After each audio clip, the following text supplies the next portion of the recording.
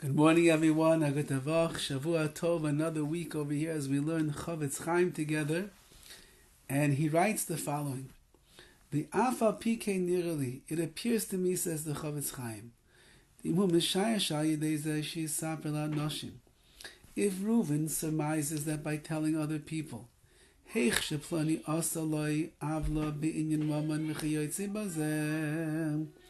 how Shimon harmed him, whether it was financially or in any other way,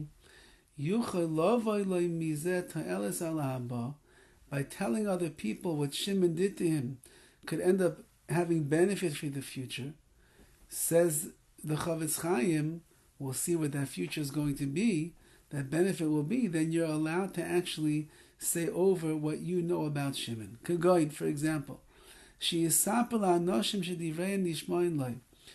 Reuven will report what Shimon did wrong to him to people that have influence on Shimon, if they would give teichacha, they would rebuke Shimon about what he did to Reuven.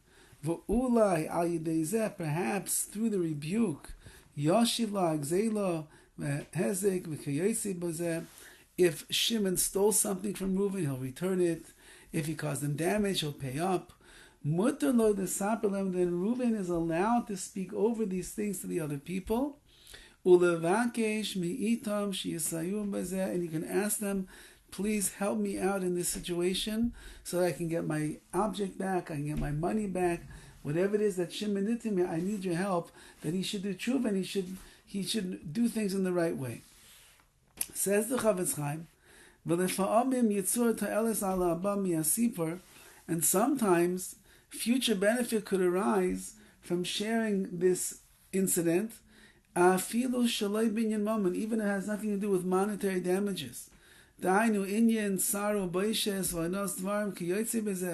example, if Shimon caused Reuven some kind of distress, or he embarrassed him, or he taunted him, or other things that he might have done that were painful to Reuven.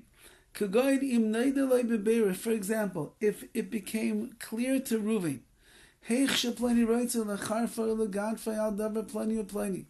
knows that Shimon is planning to humiliate him because of some particular thing that took place, and Reuven wants to protect himself right now, that he shouldn't get hurt from Shimon. If Reuven will go and tell over this information to some chashuv, prominent people in the community, or to the relatives of Shimon, and he presents to them the truth of this story, and they realize that Reuven is telling the truth and he's right, it's possible that they'll be able to prevent Shimon from carrying out whatever his plan is against Reuven. And therefore Reuven would be allowed to tell over the misdeed that Shimon did or is planning to do in order to save himself from more humiliation. Even if there was something that took place already. Really that Shimon already embarrassed and shamed Reuven.